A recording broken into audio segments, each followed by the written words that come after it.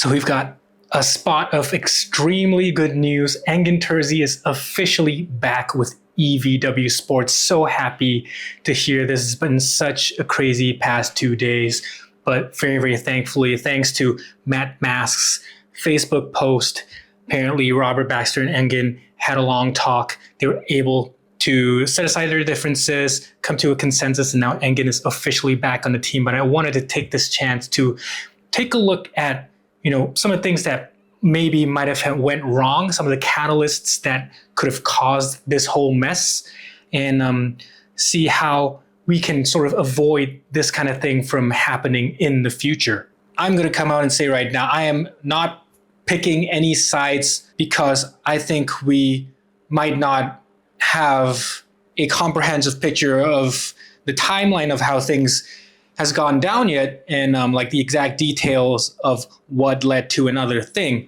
What I want to talk about is what I think are some of the main catalysts that probably brought this pot to a boil and made things spill over. Probably, I think there are two main catalysts, maybe three, that I think we should be focusing a little bit more on, because I think they are, in my opinion, things that I definitely think were wrong, just from a moral standpoint, ethical standpoint.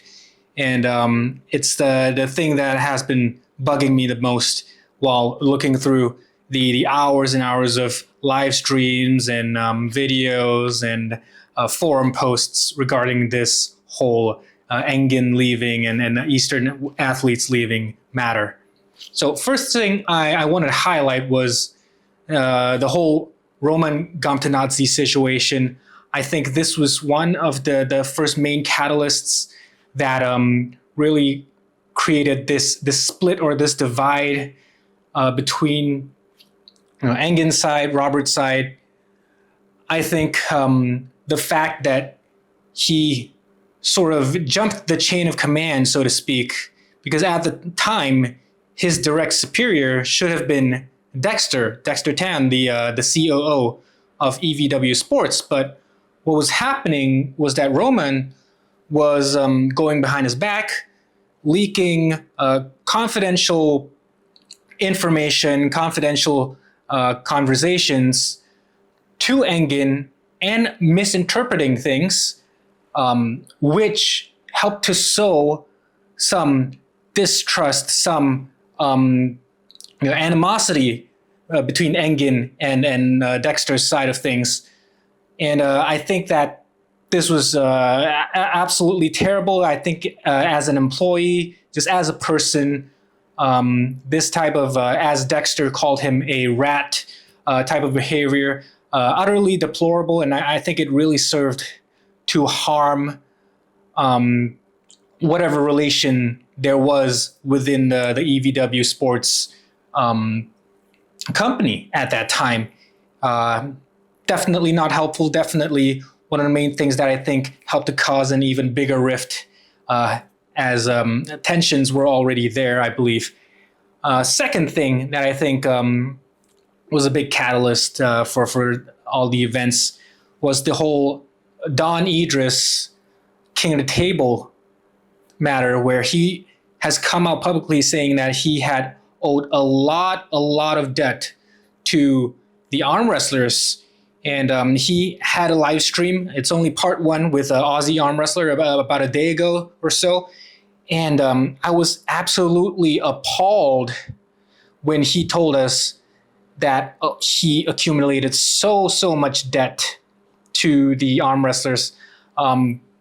First of all, my first question I was thinking was that how do you even accumulate that much debt?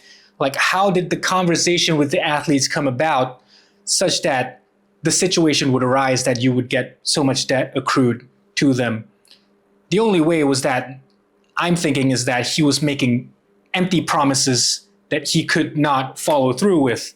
Perhaps he was promising them a certain amount of money to show up, to win, or whatever. This is completely speculation on my point, but that's the only way I can see why the athletes have not been paid.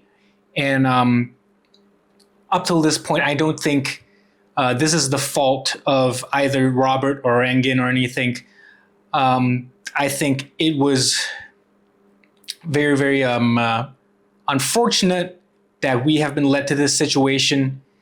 And hopefully, athletes on both sides can cool down and sort of sit back, look at the information we have at hand, and try to understand things from both Engin's and Robert's side of things, and hopefully come to a consensus, which sort of brings me to the third and final sort of catalyst, which I think may be one of the main issues behind this whole thing, which would be the disagreements between Engin and Devin. Because to my understanding, I know that behind the scenes, Devin and Engin have been butting heads for a while now. They have had a lot of disagreements, but I think it's healthy. I think it's a healthy thing. It's sort of a yin and yang kind of thing. You know, one cannot exist without the other. Engin being the very, very staunch purist arm wrestling thing. Devin being from the more laissez-faire, more entertainment sort of thing. You need a little bit of both. And I think having Engin and Devin constantly push back and forth was a very important balancing act that helped to propel arm wrestling forward in a sense. But it also helped, or rather did not help, in the sense that it created a lot of tension within the company itself. That is something that will have to be worked on, something that will have to be, put pen to paper to discuss exactly where the boundaries are for each person involved in this company. I know Devin is not technically part of the company, but he, as a figure in arm wrestling, has a lot of influence in what's going on. So there has to be a balance, a careful balance that has to be struck there. End of the day, I don't think it's any one person's fault, but there are definitely a couple of bad eggs behind the scenes that have been, creating rifts and not really helping the situation. I really don't want to see the arm wrestling world be split again, like back in the PAL, WAL days.